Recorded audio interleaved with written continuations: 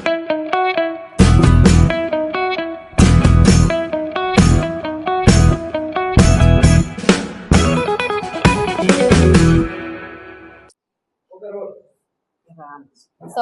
તો આજની આ પ્રેસ વાર્તાની અંદર આપ સૌનું હાર્દિક સ્વાગત છે અને આજે આપ સૌના માધ્યમથી ગુજરાતના તમામ મહિલાઓની અને હાલની જે વાસ્તવિકતા છે એ જે મૂકવાનો જે મોકો મળ્યો છે બદલ આપ સૌનો ખૂબ ખૂબ આભાર।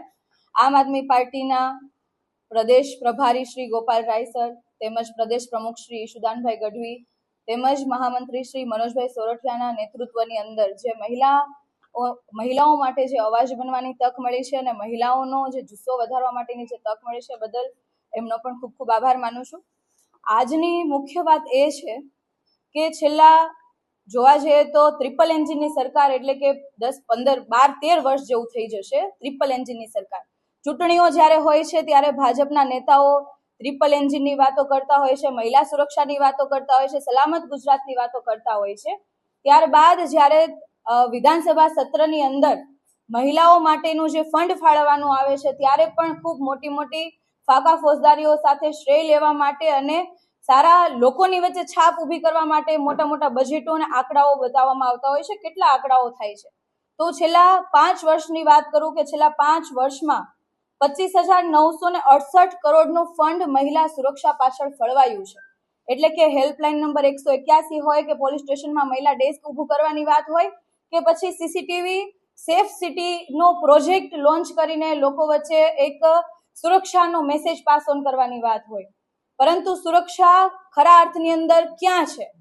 ગુજરાતનું એવું કયું ગામ છે, કયું એવું શહેર છે, કયો એવો જિલ્લો છે ને કયો એવો વિસ્તાર છે કે જ્યાં મહિલાઓ અડધી રાતે પણ સુરક્ષા અનુભવે છે?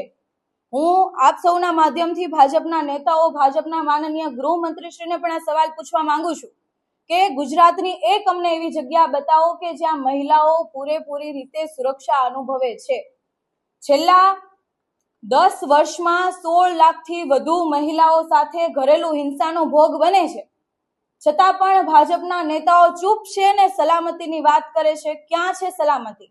છેલ્લા 10 વર્ષમાં 50,000થી વધુ મહિલાઓનું અપહરણ થયું છે, તો આ ઘટનાઓ શા માટે બને છે? આટલી બધી મહિલાઓ કઈ રીતના ગાયબ થઈ શકે છે? આનો જવાબ કયા ભાજપના નેતા કે કયા સરકારના મંત્રી આપશે?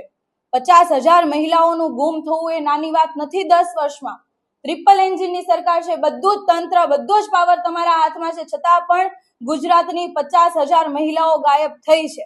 આમનો જવાબ પણ અમે સરકાર પાસેથી માંગીએ છીએ। છેલ્લા ગયા વર્ષ એટલે 2024નું એનસીઆરબીના આંકડાઓ પ્રમાણે 661 મહિલાઓ સાથે દુષ્કર્મની ઘટનાઓ બની છે। એક મહિલાઓ સાથે બને, 2 મહિલા સાથે બને, 3। આ દુષ્કર્મ શબ્દ તો જો આપણે બોલીએ તો પણ એવું લાગે કે ખૂબ નાનો શબ્દ છે।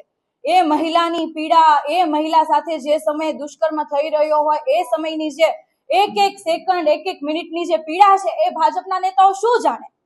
શું ભાજપના નેતાઓના ઘરે બેન દીકરી નહીં હોય કે આટલી બધી મહિલાઓ સાથે દુષ્કર્મ થાય છે છતાં પણ સબ સલામતના દાવો કરે છે? છતાં પણ ચૂંટણીના સમયમાં ગુજરાત સલામત છે ની વાતો કરે છે, મહિલાઓ સુરક્ષિત છે ની વાતો કરે છે। આ ભાજપના નેતાઓના ઘરે ખૂબ મોટું પોલીસ પ્રોટેક્શન હોય છે, રસ્તાઓ પર જતા હોય તો પણ પોલીસ પ્રોટેક્શન હોય છે।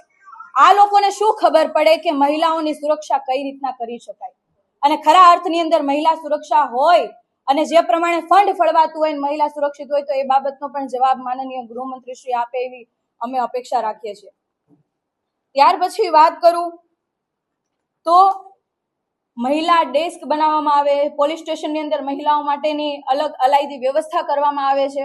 ઘણી બધી વાતો માત્ર ચૂંટણી પ્રચાર, માત્ર ને માત્ર જાહેરાતો, માત્ર ને માત્ર પોસ્ટરો માટે કરવામાં આવે છે, પરંતુ આજે એવું કયું પોલીસ સ્ટેશન છે કે જ્યાં મહિલા સાથે કોઈ પણ ઘટના કે અણબનાવ બને છે તો એ એકલી જઈને ત્યાં પોતાની ફરિયાદ લખાવી શકે? અત્યારે ગુજરાતની અંદર જેટલો ડર ગુંડાઓથી, જેટલો ડર લફંગાઓથી, જેટલો ડર દારૂડિયાઓથી, ડ્રગ્સ પીનારાઓથી, ડ્રગ્સ વેચનારાઓથી છે, એટલો ડર આજે ગુજરાતના લોકો પોલીસથી પણ અનુભવે છે। આજે એક પણ પોલીસ સ્ટેશનની અંદર ગુજરાતનો એક પણ નાગરિક એકલા જાતે જઈને ફરિયાદ નથી નોંધાવી શકતો, તો આવું ડર વાળું ગુજરાત કોણે બનાવ્યું? અને આના પાછળ જવાબદાર કોણ છે? આજે હું માનનીય ગૃહમંત્રી શ્રી તેમજ ભારતીય જનતા પાર્ટીના મહિલા મોરચા, ભારતીય જનતા પાર્ટીની અંદર કામ કરી રહેલ તમામ મહિલાઓને એક સવાલ પૂછવા માંગુ છું કે મહિલાઓ સાથે આટલી ઘટનાઓ બને છે. દહેજની અંદર અસંખ્ય મહિલાઓ પોતાનો જીવ ગુમાવે છે, પોતાના સપનાઓ રોળી નાખે છે. આવી ઘટનાઓ દિવસે ને દિવસે આપણા આ શાંત ગુજરાતની અંદર બની રહી છે. તો તમે લોકો કયા દરની અંદર છુપાયા છો? આ બાબતે તમે લોકો ક્યારે સવાલ કરશો? તમે પોતે સરકારમાં બેઠા છો તો આ વ્યવસ્થા ક્યારે ઊભી કરશો? અને આ વ્યવસ્થા તમે જો ઊભી ના કરી શકો એમ હોય તો તમારે આ ખુરશી પર બેસવાનો કોઈ હક નથી. મહિલાઓની સહન શક્તિને માપવાની પણ એક હદ હોય છે. જ્યારે રાક્ષસોએ પણ જ્યારે મહિલા શક્તિને પારખવાની પ્રયાસ કર્યો છે ત્યારે દેવી શક્તિએ એમની પોતાની શક્તિ બતાવી છે. દેવોએ પણ નારીને શક્તિ કીધી છે.